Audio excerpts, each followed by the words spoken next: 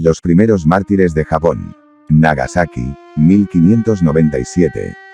Conferencia pronunciada en la Hospedería de la Santa Cruz del Valle de los Caídos, 16 de febrero de 2014. Pilar Gutiérrez Carreras. La atracción de Japón sobre los misioneros.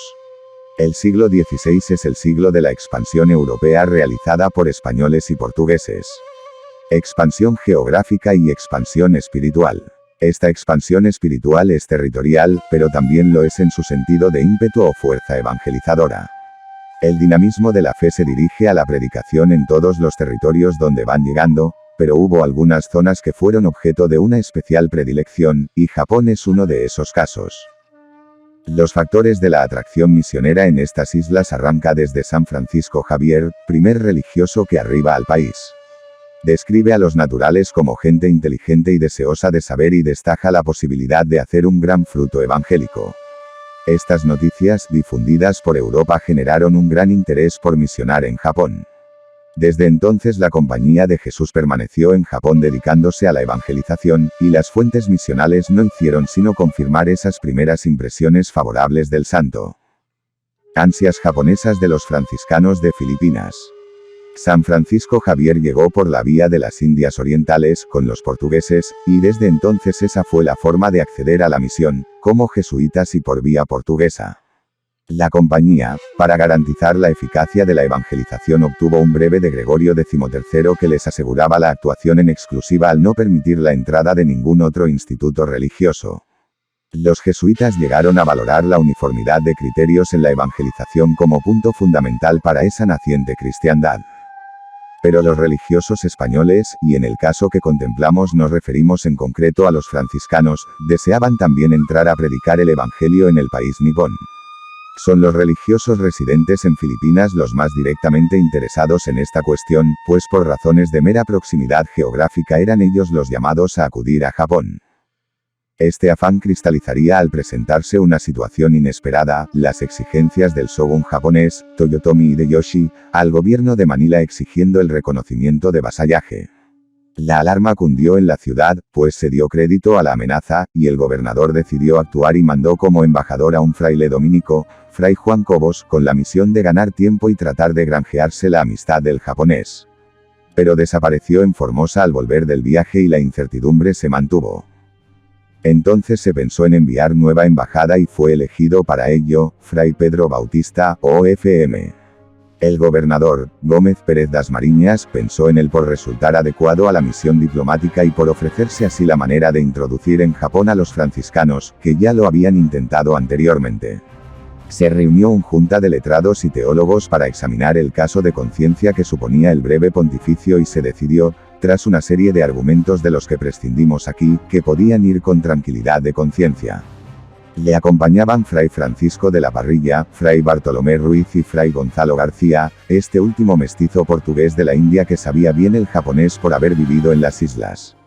Estamos en 1593. La embajada tuvo lugar en el lugar de residencia de la corte, Meako, el actual Kioto, donde fueron recibidos por Taiko-sama, nombre de Hideyoshi que designa su cargo y por el que lo citan siempre las fuentes. El análisis de esta embajada resulta de un gran interés, porque parece contener la clave de acontecimientos posteriores. En primer lugar hay que destacar el problema del idioma. La primera parte de la audiencia transcurrió con un intérprete japonés y el tono del rey, como lo nombran las fuentes, asimilando su cargo al caso europeo, fue amenazador y exigente. La segunda parte empieza con el rompimiento del protocolo a través de la intervención de Fray Gonzalo que se dirige directamente a Taiko por orden de Fray Pedro.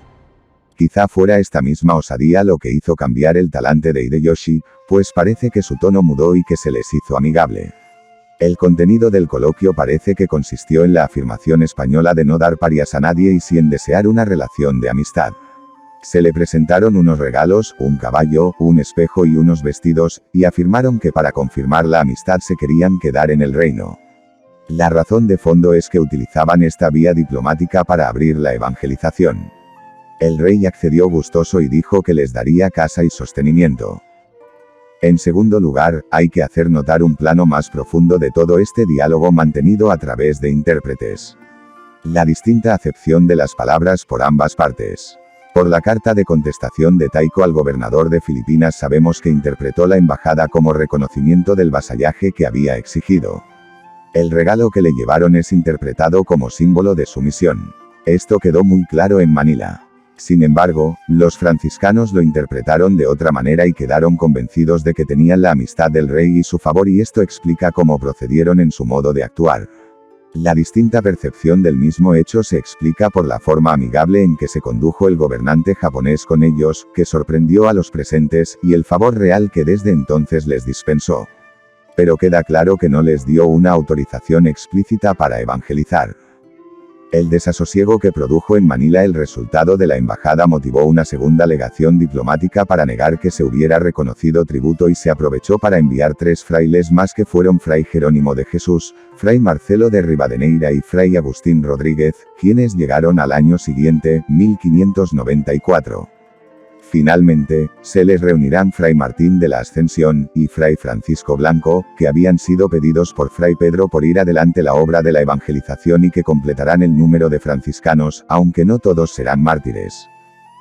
La predicación y la acción franciscana. Desde su llegada a Kioto hasta que pudieron disponer de solar propio transcurre casi un año en el que no pueden dedicarse a la misión por estar hospedados en casa de un japonés y limitar su acción al cumplimiento estricto de la regla. Cuando finalmente Taiko les concede el solar, construyen casa e iglesia. Esta, edificada al estilo de Castilla y, por tanto, de una traza nunca vista en Japón, fue una atracción que hizo notorios a los frailes. Fue visitada por un número muy elevado de personas. La extrañeza de la edificación corría pareja con la novedad que suponían los propios religiosos, lo cual se transforma en el primer motor de atracción hacia los religiosos. Y posteriormente edificaron hospitales, de los que trataremos aparte. Los primeros cristianos que se les acercaron lo hicieron movidos por la pobreza que observaban en ellos. Este tema fue capital en el espíritu y en la acción de los franciscanos y se mostraba en el vestir, en el comer, en el dormir. De hecho, una de las cosas que más impresionaba a los japoneses era la descalcez, que se mantuvo a pesar del rigor de los inviernos y las fuertes nevadas. Estos primeros cristianos se aficionaron rápidamente a los padres y estos les van a dedicar una atención preferencial, pues se convirtieron en colaboradores valiosísimos en la tarea evangelizadora por su papel de intermediarios, serán los intérpretes mediante los cuales se predica. Por eso el primer esfuerzo se dedica a cimentar y consolidarlos en la fe y en la formación. La instalación en Nagasaki, el puerto de la Nao de Macao y centro comercial de los portugueses, siguió inmediatamente a la construcción del convento en Kioto. Era necesario ese apoyo para las comunicaciones con Manila y para atender a los padres que cayeren enfermos. Dada que era una ciudad donde los jesuitas atendían a los portugueses, queda claro que su objetivo no era estrictamente misional. Osaka es otra ciudad donde se instalan, aunque no faltaron obstáculos debido a no tener permiso escrito de Hideyoshi. Edificaron, igualmente, casa e iglesia y también hospital. Dentro de la labor evangelizadora hay que destacar un aspecto, el problema de la lengua. Al principio solo Fray Gonzalo la conocía, aunque de los frailes que posteriormente llegaron, 3 de ellos aprendieron con relativa rapidez el idioma. Se trata de Fray Marcelo de Rivadeneira, de San Martín de la Ascensión y de San Francisco Blanco. Ya hemos visto cómo los catequistas nativos suplían, en gran parte, este problema. Pero dado este obstáculo se recurrió a otro modo de anuncio del Evangelio, las obras supliendo a las palabras. Y esto se hizo a través de 2 signos, la pobreza y los hospitales. La pobreza va a constituir, por sí misma, toda una predicación, sobre todo el burdo sayal y la descalcez. El choque mental que va a producir la pobreza, como opción voluntaria, va a hacer a muchos preguntarse por las razones de tal comportamiento y va a ser la puerta de entrada de la proclamación del mensaje. La mera presencia física de los religiosos atraía las miradas por su condición de extranjeros y por su pobreza. La extrañeza llevaba a las preguntas, decía San Francisco Javier, que era un pueblo deseoso de saber, y para eso llevaban siempre consigo a un catequista japonés que respondía a los interrogantes y acababa siempre invitando a ir a la iglesia a conocer más detalles. Esta forma de actuar producía los mayores rendimientos en los templos de los bonzos. La gente que acudía a ellos iba a rendir culto o a buscar la verdad y la salvación. Era una motivación que había que saber emplear y por eso los visitaban y predicaban en ellos. Tras esta captación se procedía a un sistema de catequesis en el convento. Se daban pláticas que se desarrollaban a lo largo de 6 o 7 días. Cuando las preguntas ponían en dificultades a los catequistas se recurría a los padres para solucionarlas. Los que seguían adelante eran recibidos en el catecumenado, donde se les daba una catequesis general bautismal que incluían las verdades de la fe así como las exigencias morales. Los japoneses hacían muchas y agudas preguntas y cuando se decidían era tras una elaboración y aceptación intelectual, aunque la mayoría era gente sencilla y pobre. Los hospitales serán lo más llamativo de toda su predicación. Su fama se extendió fuera de la ciudad hasta tierras lejanas y fueron ellos los instrumentos principales que el Señor tomó para la conversión de Japón. Fray Juan Pobre. El impacto que sobre la población nativa van a desempeñar los hospitales se entiende mejor si decimos que se dedicaron al cuidado de los leprosos. Generaron dos tipos de reacciones, una de rechazo por considerarlo oficio propio de gente baja y vil, pero otro de admiración y casi estupor. Fray Juan Pobre describe el cuidado de los leprosos. Como testigo de vista los vi traer agua caliente y echarla en unos baños y lavarlos de las rodillas abajo y a otros desde la cintura y aún algunos era menester de alto abajo, conforme la lepra y llagas que tenían. Luego tomaban unas herramientas con que les cortaban lo podrido y los limpiaban y devotamente besaban los pies y las llagas. Acabando de lavarlos, los cortaban las uñas, los trasquilaban, limpiaban y expurgaban los piojos. Vaciábanlos los servicios, aseábanles las camas, barríanles las casas.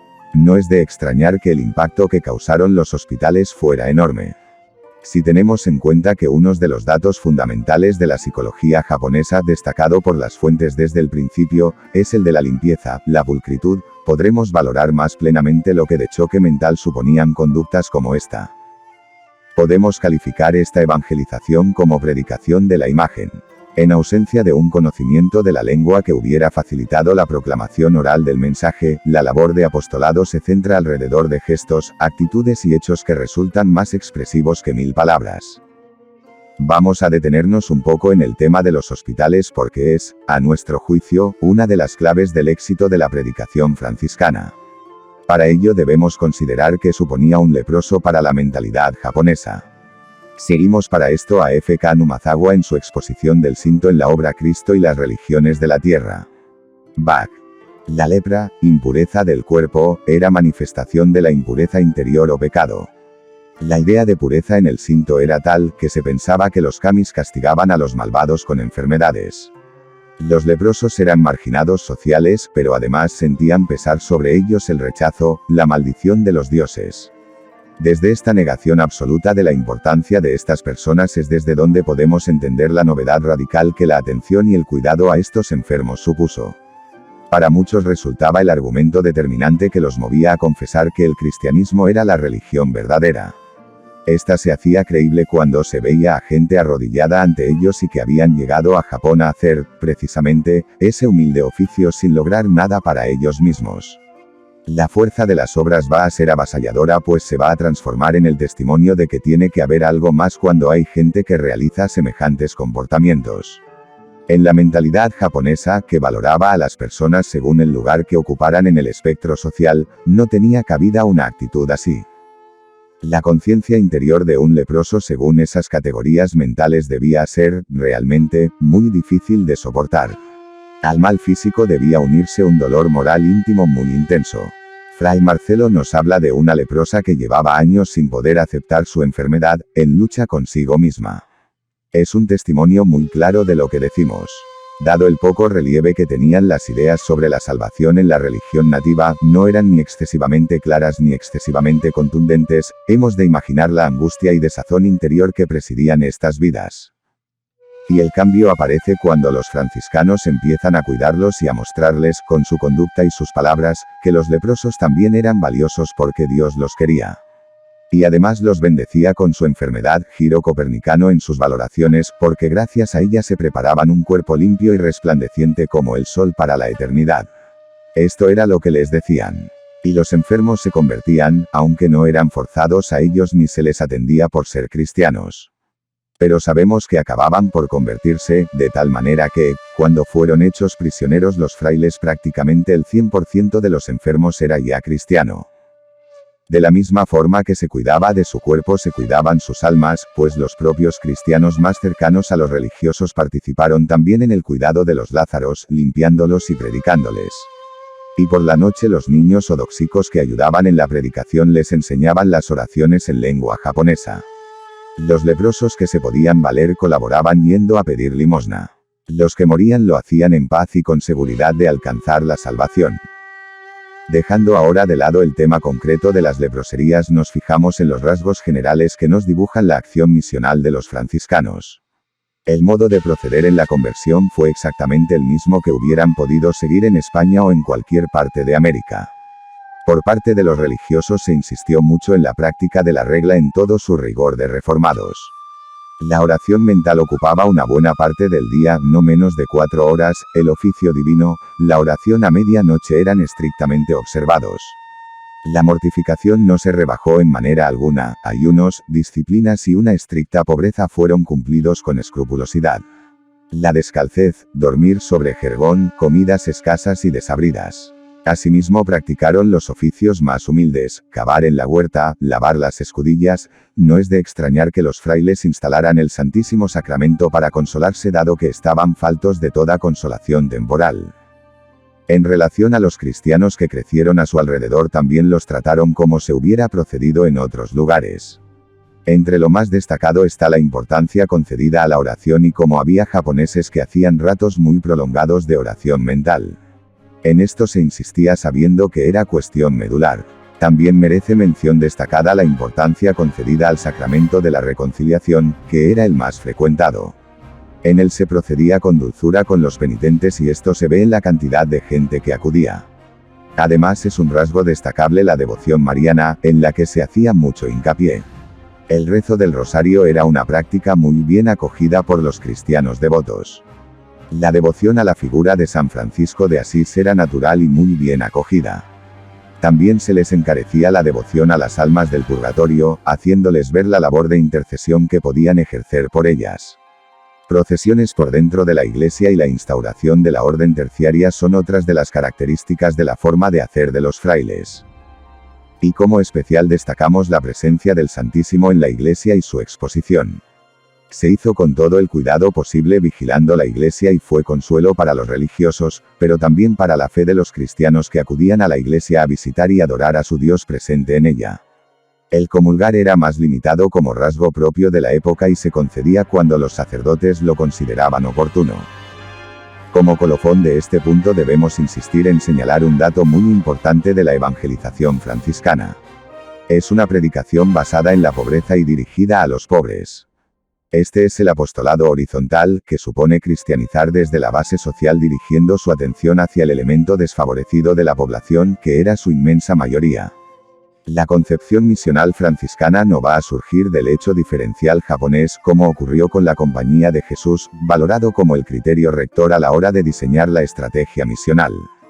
Va a surgir como consecuencia de la valoración de los japoneses como hombres iguales a los demás y, por tanto, como capaces de recibir un mensaje universal que iguala a los hombres.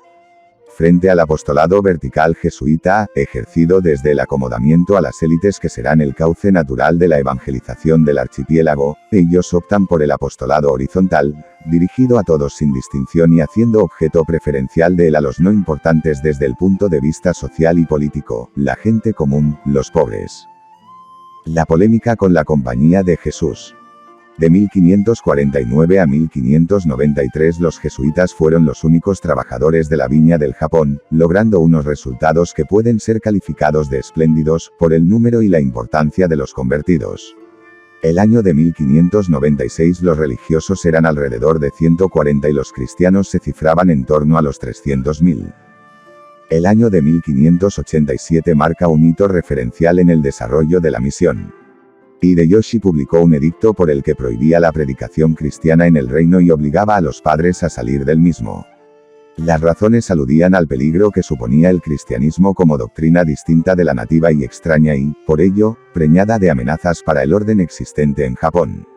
En realidad, tal disposición no hacía sino dar cuerpo a las prevenciones que sobre la predicación habían expresado, desde el principio, los bonzos. No obstante, las fuentes misionales aluden a otro aspecto del tema, los recelos sobre los señores japoneses convertidos y el posible peligro que podrían suponer para el reino si, superando las tradicionales rencillas, pudieran llegar a establecer una concordia entre ellos en base a su fraternidad cristiana. El edicto fue cumplido a medias. Los padres no salieron, pero se ocultaron y siguieron sirviendo a la cristiandad pero de manera clandestina, abandonando sus hábitos y vistiendo como los bonzos. Hideyoshi confiscó los bienes de la compañía, entre los que se encontraba Nagasaki, centro del comercio de la seda. Y no parece haber insistido mucho en el exilio de los jesuitas, pues no es en absoluto creíble que permanecieran sin saberlo él, y las fuentes expresan que lo sabía pero se hacía el desentendido. Con la llegada de los frailes aparece un factor nuevo que va a suponer un problema de relación entre ambas órdenes. Como consecuencia de su distinto modo de ver las cosas procederán a actuar de manera distinta y esto generará tensiones. Esta parte es una de las sombras de la misión, pues cristalizó en una polémica entre ambos institutos en la que parecen percibirse, tras ella, los ecos de la rivalidad hispano-portuguesa de la época, aún estando unidas ambas coronas bajo Felipe II. El distinto modo de proceder de los frailes menores sembró alarma en la compañía, que tras la persecución de 1787 procedía con mucha cautela y temió que el actuar abierto de los franciscanos, que contradecía lo ordenado en el edicto de Hideyoshi, trajera importantes complicaciones para todos los cristianos. Esta alerta hizo que se percibieran con claridad las diferencias entre ambas órdenes, que se referían al segmento social elegido como opción preferencial, nobles pobres, a la forma de proceder con cautela públicamente, y a la concepción de los japonés, centrado en su carácter particular, centrado en su condición de hombres como los demás. Así pues se desencadenó la polémica o discusión entre ambos institutos que giró en torno a unas cuestiones referenciales o capitales. El conocimiento o desconocimiento del Japón.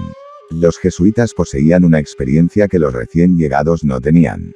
Achacaron a los franciscanos un desconocimiento del Japón que era cierto solo en la medida en que los jesuitas lo poseían, el conocimiento de sus élites.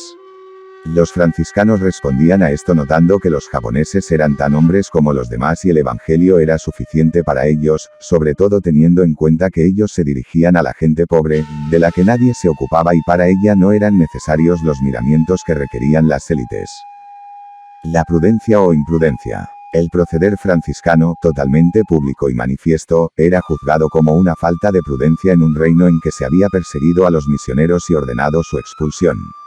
Los franciscanos contestaban que esa orden había sido dada contra los jesuitas y no contra ellos que tenían autorización de Hideyoshi y por tanto, podían proceder con tranquilidad.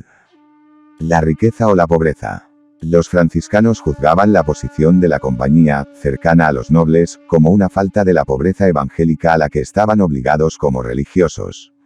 Como miembros de una orden recientemente reformada, la pobreza y su observancia era un signo distintivo y fundamental, propio de su carisma. Además, las fuentes franciscanas resaltan que era precisamente la pobreza lo que más atraía a los japoneses hacia ellos, pues les resultaba increíble ver pobres voluntarios y contentos. La honra y la humildad. Correlativamente con lo anterior, los frailes rechazaban determinados comportamientos jesuitas que suponían para ellos un claro mensaje antievangélico. La existencia de criados, uso de la seda, casas cómodas. Les parecía contradecir frontalmente la necesaria humildad evangélica.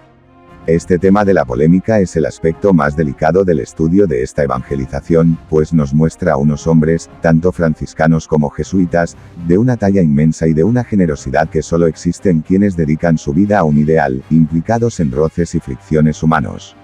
No hay que olvidar que todos los misioneros estaban en constante peligro de ser perseguidos y el martirio era una posibilidad que podía materializarse en cualquier momento. Es una muestra de las grandezas y también de las debilidades humanas. La persecución contra los franciscanos. La actuación de los franciscanos es muy breve. Llegan en 1593 y son crucificados casi 5 años después. Sin embargo, su obra es intensa y, sobre todo, ocurre al lado y a la vista del propio poder ya que transcurre en Kioto, sede del gobierno. Esto plantea la cuestión de qué pudo pasar para que en tan poco tiempo se dictara una sentencia de muerte, cuando la de los jesuitas, en mucho más tiempo, fue tan solo de destierro. Y creo que podemos sostener como respuesta que su acción fue mucho más radical, notoria y peligrosa para el poder. Pero en absoluto podemos suponer que tuvo alguna connotación política, pues se dedicaron a los pobres y no a las élites. ¿Por qué entonces fueron castigados con la crucifixión? Es lo que vamos a tratar de explicar buscando sus raíces en el propio proceder franciscano. 1. El episodio del San Felipe. En octubre de 1596 tuvo lugar un hecho con el que todas las fuentes relacionan con el martirio de los franciscanos, el naufragio del galeón español San Felipe que desde Manila se dirigía a Acapulco. Este galeón, excesivamente cargado, tuvo mala travesía desde su misma salida de puerto y llegó a la altura de las islas japonesas desarbolado y sin timón. Enirado recibió garantías, por parte del señor de la isla, sobre la seguridad de la hacienda y del navío y, siendo remolcado hacia tierra, dio con unos bajos y se abrió. La mercancía se depositó en la playa y se comunicó la noticia a Hideyoshi, dado lo extraordinario del suceso y el gran valor de la carga. Los españoles del barco recurrieron a Fray Pedro dada su categoría de embajador ante Taiko-sama con el fin de lograr reanudar viaje a México. Los franciscanos aseguraron el buen resultado de la entrevista dado que Hideyoshi les era favorable. Trasladados a Fushimi, y esperando ser recibidos, tuvieron noticias de que la hacienda era confiscada pues Taiko decía que le pertenecía por haber dado en sus costas según era costumbre de Japón. Esto coincide además con la orden de prisión de los frailes franciscanos, por lo que se puso en relación ambos acontecimientos. La versión que circuló para explicar el apresamiento fue la de que los españoles enviaban primero a los religiosos para convertir a la población y tras ellos llegaban los soldados a someter el país. Esto se atribuyó a una frase del piloto del San Felipe y se consideró como la causa del martirio. Y esta fue la razón que se adujo y que pasó a los libros que trataban el tema hasta nuestra época. Sin embargo, no satisface en absoluto. Porque el piloto no dijo tales palabras como demuestra la historia de la pérdida y descubrimiento del galeón de San Felipe con el glorioso martirio de los gloriosos mártires del Japón, de Fray Juan Pobre de Zamora, franciscano que iba en el susodicho navío y que compartió con sus hermanos en religión toda la zozobra de los acontecimientos, y tras el martirio siguió, con los demás españoles, hasta la Nueva España. Como fuente de primera mano narra la escena del diálogo del piloto con Masuda Emon Ojo, delegado por Taiko para requisar la hacienda y esa frase no se pronunció. Las fuentes japonesas, por su parte, no hacen ninguna alusión a estos hechos, centrándose exclusivamente en la riqueza de la carga. Además no es, en absoluto, coherente pensar en un dicho de esta categoría cuando se conoce el contexto en el que estaban los españoles. Consideramos que este episodio del galeón y el martirio de los franciscanos son hechos independientes aunque coincidan en el tiempo. De dónde surgieron esos rumores no puede ser más que de ambientes relacionados con los portugueses y la rivalidad entre ambas naciones unidas bajo la misma corona. Probablemente los recelos de los comerciantes de Nagasaki y la Nao de Macán frente a la posible rivalidad de la Nao de Acapulco. 2. La acción evangélica de los frailes. Lo que nos interesa es por qué Hideyoshi, habiendo tratado benévolamente a los frailes, llega a enojarse con ellos y a sentenciarlos con la pena de muerte. Es un interrogante que sigue abierto tras 400 años. Y nosotros creemos que la respuesta está en la acción evangelizadora franciscana que se configuró, desde su misma pobreza y humildad, como un peligro realmente alarmante para el poder japonés. En la respuesta que dio el propio Taiko-sama al gobernador de Filipinas, de Francisco Tello, cuando éste le preguntó por qué había mandado matar a los que había recibido en su reino con el título de embajadores, encontramos la mejor contestación a esta pregunta que hemos planteado. Transcribimos la carta por su importancia. Después que el cielo y la tierra se dividieron y tuvo principio este mundo, este reino de Japón venera por Dios y Señor al Shinto, que es el principio de donde proceden todas las cosas, y por virtud de este sin en su curso el sol y la luna, y de este mismo procede la variedad del verano y el otoño y 4 tiempos del año, y finalmente todas las cosas proceden y participan del admirable ser de este principio, el cual, en cuanto participan los hombres de él, hace con que haya diferencia de señor a vasallo. Y por la misma causa hay entre los hombres diferencia de viejos y mozos. Siendo esto hacía muchos años que vinieron a estos reinos unos padres, los cuales, predicando una ley de reinos extraños y diabólica, quisieron pervertir los ritos de la gente plebeya y baja de estos reinos, así de hombres como de mujeres, introduciendo costumbres de sus tierras y perturbaban los corazones de la gente y destruían el gobierno de este reino. Sobre todo esto, los religiosos de esos reinos, tornando acá, discurrían por las villas y lugares predicando su ley a gente baja, a siervos y esclavos. Oyendo yo esto, y no pudiéndolo sufrir, los mandé luego matar. La carta es elocuente a más no poder. Es el mensaje evangélico la causa del martirio. Pensamos que hay dos momentos en cuanto a la actitud de Hideyoshi con los frailes. Uno primero de aceptación como obra buena y digna de alabanza, vistas las obras que hacían, y un segundo momento de rechazo al vislumbrar las consecuencias que el mensaje cristiano traía consigo. En esto se adivina a su alrededor, en la corte principal, a los bonzos advirtiendo sobre las necesarias implicaciones peligrosas del cristianismo. La carta afirma la religión japonesa como el principio y razón de todas las cosas. Entre ellas la diferenciación entre señores y vasallos como perteneciente a la misma naturaleza de las cosas. Las diferencias sociales se convierten en una desigualdad radical, insuperable, pues se basa en el orden natural del mundo. La doctrina cristiana suponía una subversión total de este mundo conceptual.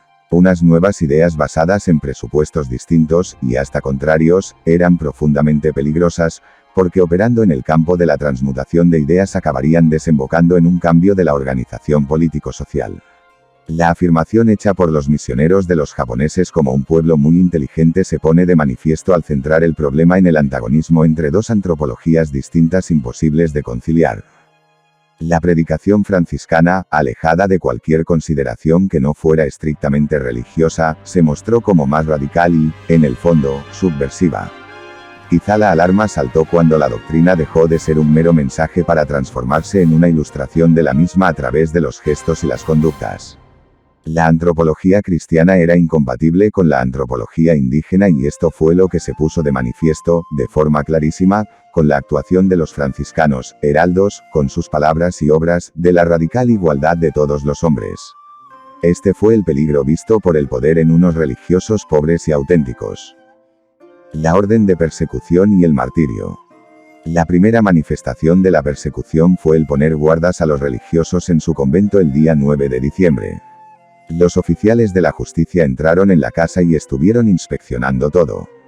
Permanecieron allí estrictamente vigilados hasta el fin de mes en que fueron trasladados a la cárcel pública donde se reencontraron con los cristianos japoneses que habían sido prendidos y encarcelados en aquella misma fecha. Casi al mismo tiempo se puso guardas al convento de Osaka.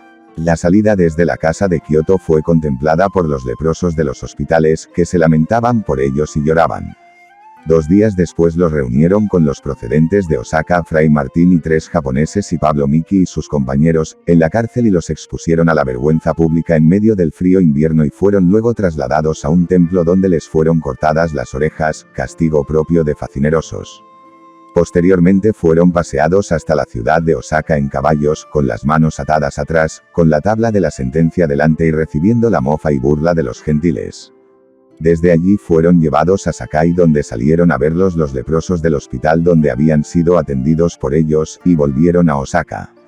Ahí fue donde se les comunicó la segunda sentencia, la de la crucifixión, porque hasta entonces no se les había condenado sino a cortar las orejas y a la vergüenza pública, y el lugar donde había de transcurrir, Nagasaki. Los merecimientos que acumularon los prisioneros, un total de 26 personas entre religiosos y seglares japoneses, incluyen 2 niños, doxicos o catequistas, no fueron pocos. El sufrimiento ocasionado por el frío no fue la mortificación menor. Igualmente fueron maltratados y recibieron golpes y fueron objeto de burla y escarnio. Fray Gonzalo fue apaleado al ser detenido y los dolores le duraron hasta la crucifixión. El recorrido efectuado sumado a su descalcez les hinchó los pies e hizo del andar una cuestión penosísima. Cuando los mártires llegaron al lugar de la ejecución ya estaban dispuestas las cruces. Allí se prepararon a morir orando, entonando salmos y cantos. Las cruces tenían 2 travesaños, uno para extender los brazos y otro para apoyar los pies, así como 5 argollas para sujetar el cuello, las manos y los pies. Una vez elevados, los sayones les clavaron unas lanzas que, entrando por un costado inferior, sobresalían por el lado opuesto a la altura del hombro, desgarrando los órganos internos y atravesando el corazón. Así murieron a la vista de los cristianos y portugueses que acudieron en gran número a contemplarlos y a venerarlos como mártires en cuanto fallecieron. Desde ese mismo momento se dedicaron a coger todo lo que pudieron para obtener reliquias, trozos de sus vestidos, tejidos empapados de su sangre. Y hasta partes de sus cuerpos, pues la orden incluía la permanencia de los cadáveres en las cruces para que fuesen pasto de las aves carroñeras. Y según testimonio común y concorde de todos los testigos de vista, los cuerpos permanecieron mucho tiempo sin descomponerse, sin oler mal y sin ser atacados por los cuervos. Los mártires. Los franciscanos crucificados fueron 6. San Pedro Bautista. San Martín de la Ascensión. San Francisco Blanco. San Felipe de Jesús. San Francisco de la Parrilla, Lego. Fray Gonzalo García, Lego. El resto fueron japoneses. Entre ellos tenemos 3 hermanos de la Compañía de Jesús. San Pablo Miki. San Diego Kisai. San Juan de Goto. Los demás son japoneses seglares que eran los cristianos colaboradores de los frailes. Sus nombres son: San León Karasuma, hospitalero. San Buenaventura, doxico. San Gabriel, doxico. Santo Tomé, doxico. San Antonio, doxico. San Luis, doxico. San Pablo Suzuki, hospitalero. San Cosme Zaqueya, espadero. San Tomé Danchi, boticario. San Francisco, médico. San Joaquín Sanquier, cocinero. San Pablo Ibariki, tonelero. San Miguel Kosaki, ballestero. San Juan Kizuya, tejedor. San Matías. San Francisco, carpintero. San Pedro Suquesiro. Todos estos mártires lo fueron porque se prepararon para el martirio desde antes de que este fuera un hecho inevitable. Es un rasgo de la cristiandad japonesa el aceptar, junto con el bautismo, el riesgo del martirio, lo que supone una fe de adultos y la plenitud de la virtud de la fortaleza. Este es un primer rasgo a destacar que incluye tanto a los nuevos cristianos japoneses como a los misioneros que los evangelizaban. Por lo que respecta a los franciscanos, hemos de indicar que todos eran españoles. En el caso de San Felipe de Jesús, por ser de Nueva España es español y mexicano, y que profesaban una regla reformada y estrictamente observante, de un rigor casi extremo. De todos ellos podemos consignar los siguientes rasgos. En primer lugar, la importancia concedida a la oración, a la que dedicaban varias horas diarias. En segundo lugar, la mortificación física, disciplinas y cilicios, ayunos rigurosos, comidas escasas, descalcez, dormir sobre el suelo. Como nota propia, la observancia estricta de la pobreza. La humildad, ejercitada con el desempeño de labores bajas, desagradables. La atención a los enfermos y necesitados. Y la especialísima dedicación que tuvieron a los leprosos, tanto los religiosos como los cristianos seglares. Todo ello formaba parte del espíritu religioso que habían profesado y no lo atenuaban ni disminuían en nada. Estamos, pues, ante caracteres y personas recias. De San Pedro Bautista destacamos que fue defensor de indios y que no tuvo respetos humanos porque era capaz de reprender y censurar públicamente a gobernantes. Era un carácter fuerte, recio, que supo hacerse cariñoso y familiar con los japoneses. Y aunque mantenía todo el rigor y dureza de la observancia, incluso en el régimen de vida que se instauró para los doxicos, en el confesionario era dulce y suave. Igualmente consta este dato de San Martín de la Ascensión, que pasaba largas horas en él, no acudiendo a comer a veces por atender mejor a sus penitentes. San Francisco Blanco era joven, 26 años. Aprendió rápidamente la lengua y consolaba a los leprosos animándoles a tener paciencia con su enfermedad, que era el medio por el que Dios les preparaba el cielo. San Felipe de Jesús es un caso especial. Él no formó parte del grupo de los misioneros, sino que viajaba a bordo del galeón San Felipe. Fue, pues, accidental su llegada a Japón. Era de Nueva España y había tenido una juventud alegre, desenfadada y traviesa, como dice Fray Marcelo de Rivadeneira.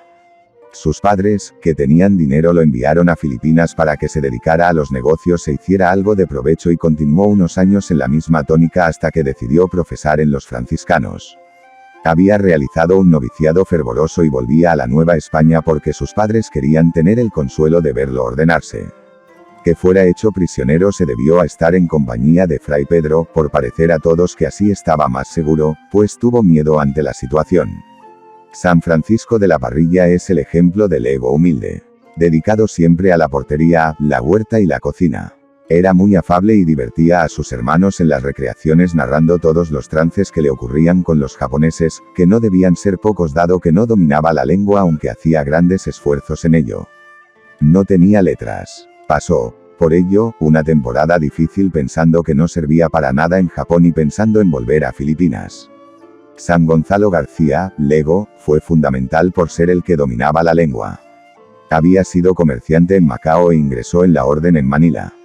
Era mestizo de padre portugués y madre india. Lo mismo trataba con la gente principal y noble como cuidaba a los leprosos o atendía la cocina y el refectorio. San Pablo Miki, San Juan de Goto y San Diego Kisai, son los 3 mártires de la Compañía de Jesús. El primero pertenecía a una familia noble y estaba dotado del talento de hablar y convencer. Es un dato impresionante que la autoridad comisionada para ejecutar la sentencia de muerte había sido amigo suyo cuando eran jóvenes. El segundo tenía 19 años y era dóxico. El tercero era ya de cierta edad y muy devoto de la meditación de la pasión de Cristo. El resto de los mártires son seglares japoneses. Es un grupo heterogéneo pues incluye personas de casi todas las edades. Tomé, Antonio y Luis, dóxicos, tenían, respectivamente, 15,13 y 12 años. El primero murió junto a su padre Miguel y era muy devoto de la Virgen. Escribió, antes de morir, una carta a su madre en la que le encarecía la perseverancia en la fe aunque quedara sola y pobre. Gabriel, también dóxico, tenía 19 años y tras su conversión ingresó en la orden, hecho que no le resultó nada fácil por su condición de joven, apuesto y con un futuro prometedor, había sido paje del teniente del gobernador de Miyako, y también por la oposición que tuvo de su familia.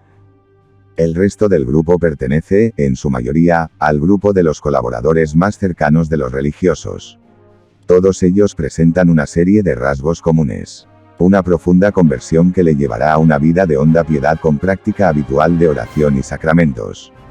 Todos ellos ejercerán, además, un activo apostolado entre sus conocidos más allegados. De esta manera sus familias los acompañarán en su vida cristiana y en sus actividades caritativas de atención a los enfermos y a los pobres. También serán activos predicadores entre sus amigos gentiles y serán los predicadores de los que acudían a interesarse por la ley cristiana. Eran gente de origen humilde, pobres, que vivían de actividades manuales, médicos, carpinteros, escribanos, espaderos, artesanos de la seda, y que pusieron al servicio de los franciscanos todo lo que tenían, sus haciendas, su trabajo, su tiempo libre. Todos ellos compartieron un largo martirio. 2 meses de incertidumbre, de prisión, de frío, de golpes, de vergüenza pública y escarnio, de mutilaciones. Y finalmente la crucifixión. Los japoneses convertidos, plantas tiernas en la fe, como fueron llamados a veces por las fuentes misionales, resultaron ser robustos y fuertes cristianos que perseveraron y se mantuvieron fieles en situaciones insoportables desde una óptica exclusivamente humana. Para nosotros resulta, además, un honor y un orgullo que, entre ellos, se encuentren españoles que se habían desplazado, en esa época, al otro lado del mundo para evangelizar Japón.